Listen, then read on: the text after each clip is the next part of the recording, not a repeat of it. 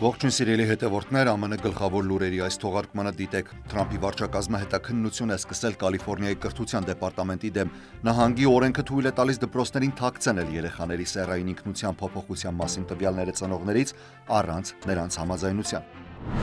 Մեյնի դիմադրությունը նահանգի դպրոցական իշխանությունները կտրականապես հրաժարվում են հետևել Թրամփի գործադիր հրամանին, որն արգելում է տրանսգենդեր մարզիկների մասնակցել աղջիկների սպորտային մրցումներին։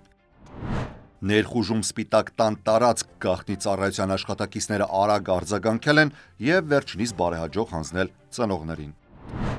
Թրամփի նոր հաղթանակը հանցավորության դեմ պայքարում։ Վիրջինիայում ձերբակալվել է MS-13 հանցավոր խմբավորման ենթադրյալ առաջնորդներից մեկը, որին Թրամփի վարչակազմը ճանաչել է որպես օտարերկրյա ահաբեկչական կազմակերպություն։ Ավտոմեքենաների մաքսատուրքեր մարտահրավեր արտադրողներին Թրամփի 25% մաքսատուրքը ավտոմեքենաների ներմուծման վրա մեծ հարված է հասցրել խոշոր արտադրողներին, ինչպիսիք են General Motors-ը, Ford-ը, Toyota-ն, սակայն Tesla-ն մնում է բացառություն։ Ռոբերտ Քենեդի կրտսերը հայտարարել է, որ առողջապահության վարչությունը կկրճատի 10,000 + 10,000 աշխատատեղ եւ կփակի որոշ գործակալություններ, ապահովելով 1.8 միլիարդ դոլարի տարեկան խնայողություն։ Թրամփի հերթական չհաստատված թեկնածուն նախագահը հրաժարվել է Էլի Ստեֆանիկի թեկնածության առաջարկից որպես մակում ԱՄՆ դեսպան, ինչով է պայմանավորված այս որոշումը։ Միացյալ Նահանգները եւ Կոլումբիան ստորագրել են հուշագիր, որը հնարավորություն է տալիս միգրանտներից հավաքագրված կենսաչափական տվյալների փոխանակում։ Սա ներկայացվում է որպես միջոց անօրինական ներգաղթը կանխելու համար։ Ներքին անվտանգության քարտուղար Քրիստի Նոեմը ուղերձ է հղել Էլ Սալվադորի խիստ անվտանգության բանտից, որտեղ պահվում են այն վենեսուելացիները, որոնց Թրամփի վարչակազմը մեղադրում է հանցախմբերի անդամներ լինելու մեջ։ Այս եւ այլ լուրերի մանրամասները հաջորդիվ, բայց մինչև այդ բաժանորդագրվում է կալիքին հավանում նյութը, եւ եթե ձեզ համար օրական մեկ անգամ լուրերի չափաբաժինը քիչ է, ապա նկարագրության մեջ կգտնեք մեր Facebook-ի եւ Instagram-ի հղումները։ Հետևեք մեզ նաեւ սոցցանցերում։ Դաշնային պաշտոնյաները սկսել են հետաքննել Կալիֆոռնիայի կրթության դեպարտամենտը կապված այն բանի հետ,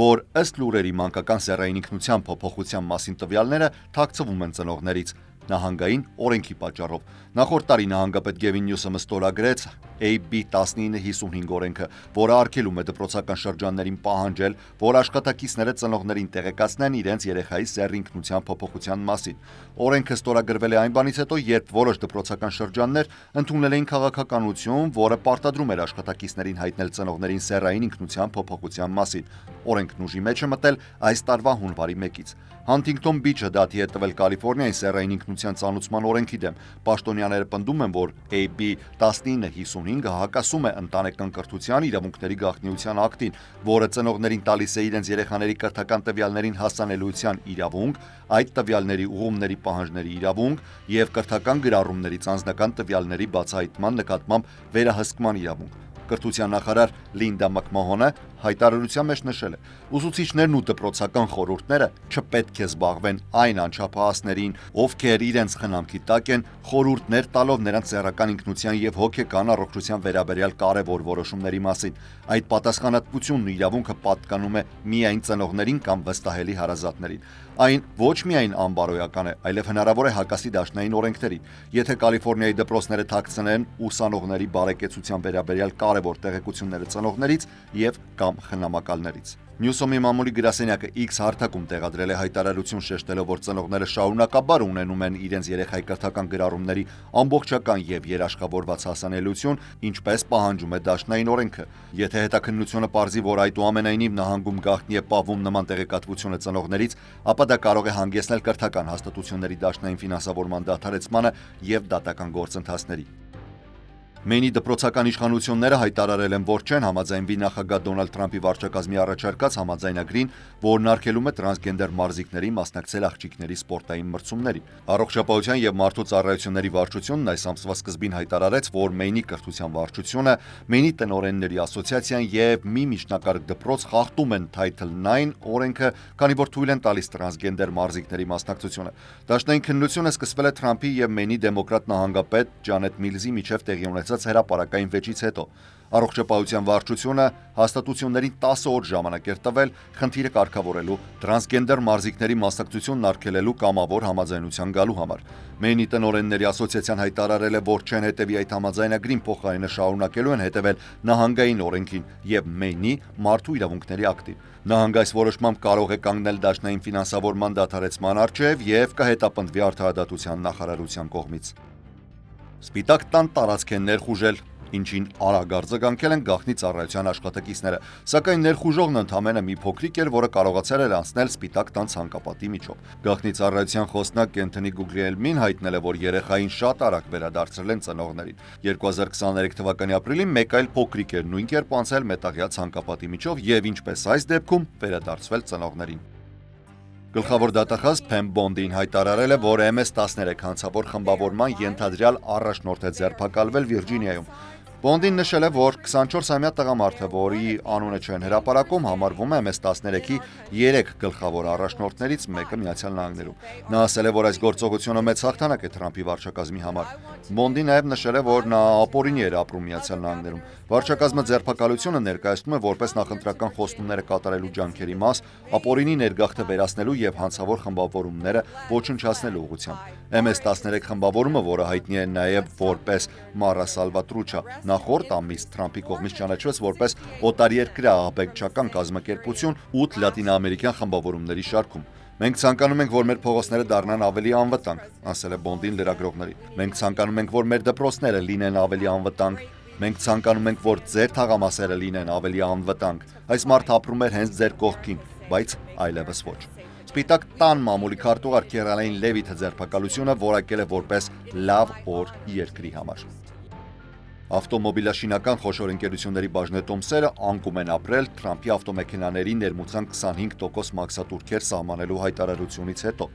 Ավտոմոբիլաշինական ընկերություններն իրենց մատակարարման շղթաները եւ արտադրական գործարանները տարածել են ամբողջ հյուսիսային Ամերիկայում։ Արտադրության ընթացքում մասերը հաճախ անցնում են մեկ կամ մի քանի սահմանակետով։ Սա նշանակում է, որ խոշոր արտադրողներն ավելի շատ գումար են ծախսելու իրենց ավտոմեքենաների եւ բեռնատարների արտադրության վրա։ Մաքսատուրքերը ուժի մեջ կմտնեն ապրիլի 3-ից։ General Motors-ի բաժնետոմսերը անկում են ապրել 6.8%-ով։ Դեթրոյթյան ընկերությունը կարող ավելի մեծ վնաս կրել լայնածավալ մաքսատուրքերի դեպքում, քանի որ Միացյալ Նահանգներում վաճառվող իր մեքենաների մոտ 40%-ը մատակարարվում է Մեքսիկայից եւ Կանադայից։ Ֆորդի բաժնետոմսերը նվազել են 2.1%-ով։ Stellantis-ը, որը հիմնադրված է Նիդերլանդներում, բայց ունի խոշոր արտադրական գործարաններ հյուսիսային Ամերիկայում, նվազել է 2.3%-ով։ Հոնդայի բաժնետոմսերը նվազել են 2.2%-ով, իսկ Տոյոտայինը 2.5%-ով։ Բացառություն էր Տեսլան։ Միացյալ Նահանգներում վաճառվող Իլոն Մասկի ավտոմեքենաները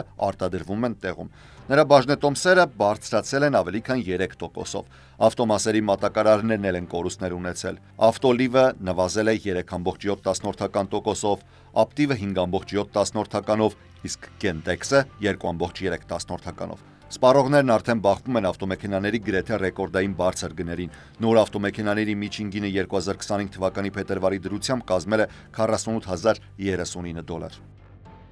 Առողջապահության եւ մարդկային ծառայությունների վարչությունը մեծ վերակազմավորման շրջանակներում կկրճատի 10,000 աշխատատեղ եւ կփակի ամբողջական գործակալություններ, ներառյալ այնպիսիք, որոնք վերահսկում են միլիարդավոր դոլարների միջոցներ կախվածության ծառայությունների եւ համայնքային առողջապահական կենտրոնների համար ողջ երկրում։ Առողջապահության նախարար Ռոբերտ Քենեդի կրտսերն այսօր տեսաուղերձում հայտարարել է վերակազմավորման մասին քննադատել իր ղեկավարած վարչությունը, անվանելով այն հսկայական եւ անարդյունավետ բյուրոկրատիա։ Նա մեղադրել է վարչության 82,000 աշխատակիցներին ամերիկացիների առողջության պահպանման վատթարացման մեջ։ Ես հիմա ուզում եմ խոստանալ, որ մենք ավելի քիչ միջոցներով ավելի շատ բան կկարողանանք անել, ասել է Քենեդին տեսանյութում։ Ընդհանուր վարչությունը կկրճատվի մինչև 62,000 աշխատատեղի, կորցնելով անձնակազմի գրեթե 1/4-ը։ 10,000 աշխատատեղ կկրճատվեն, իսկ եւս 10,000 աշխատողներ կթողնեն աշխատանքը վաղաժամ կենսաթոշակի անցնելով կամ կամավոր դուրս գալու առաջարկով, որը խրախուսել է նախագահ Դոնալդ Թրամփի վարչակազմը։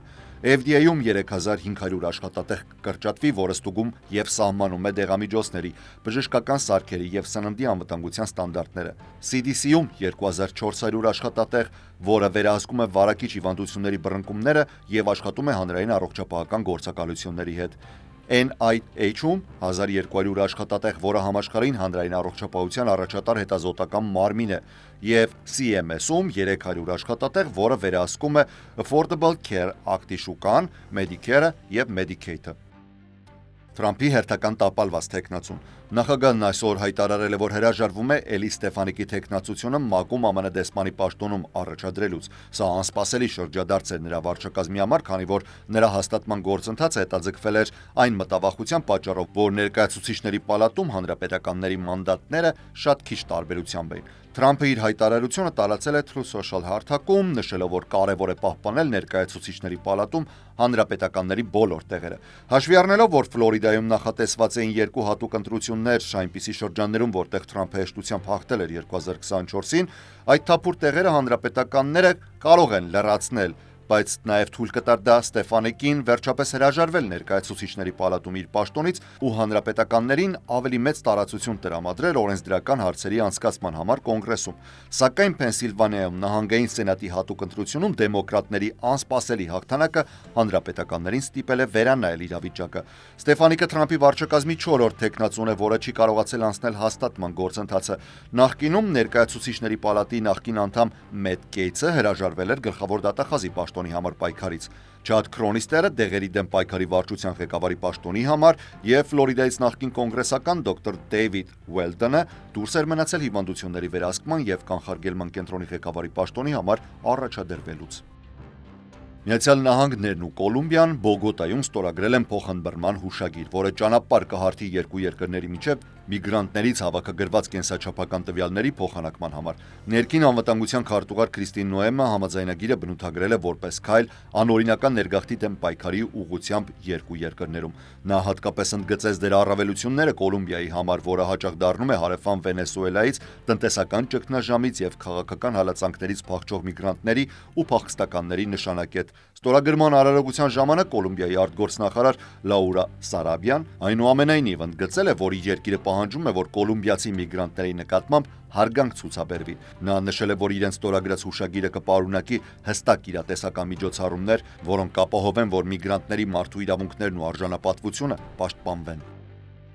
Ինչպես երեկ նշել ենք, ներքին անվտանգության քարտուղար Քրիստին Նոեմը սկզբում այցելել էր Էլ Սալվադորի խիստ անվտանգության բանտ, որտեղ պահվում են այն վենեսուելացիները, որոնց Թրամփի վարչակազմը մեղադրում է հանցախմբերի անդամ լինելու մեջ։ Երբ Նոեմին հարց տվեցին, արդյոք վենեսուելացիները հավերժ կմնան բանտում եւ արդյոք նրանք կարող են վերադարձվել Միացյալ Նահանգների, եթե ասենք դատարանը նման որոշում կայացնի, նա ասել է, որ մենք թույլ կտանք, որ դատարանները գործեն անկախ եւ որոշեն։ Նոեմը նաև հանդիպել է Էլ Սալվադորի նախագահ Նայիբ Բուկելեի հետ։ Նոեմը բանտից տեսանյութ է ձայնագրել, նշելով. «Եթե ներգաղթյալը հանցագործություն է կատարում, սա այն հետևանքներից մեկն է, որը կարող է նա կրել։ Նախ եւ առաջ, մի եկեք մեր երկիր անօրինական ճանապարհով։ Դուք կարտաքսվեք եւ կդատապարտվեք, բայց իմացեք, այս հաստատությունը մեր գործիքակազմի մի մասն է, որն օգտագործելու ենք, եթե դուք հանցագործություններ կատարեք ամերիկյան ժողովրդի դեմ»։ Էլ Սալվադորի կառավարությունն այս բանտը բացել է 2023 թվականին որպես երկրի հանցավոր խմբերի դեմ պայքարի ծրագրի հիմնական մաս։ Հաստատությունը կարող է տեղավորել մինչև 40,000 բանտարկյալ։ Այստեղ բանտարկյալները չեն կարող այցելուներ ունենալ, իսկ բանտում չկա կրթական կամ աշխատատեղեր տրամադրող ծրագրեր։ Այսօրվա լուրերից առանձնացրել էինք այսքանը։ Ես Հարություն Մինասյանն եմ, շնորհակալ եմ ուշադրության համար, առողջ եղեք։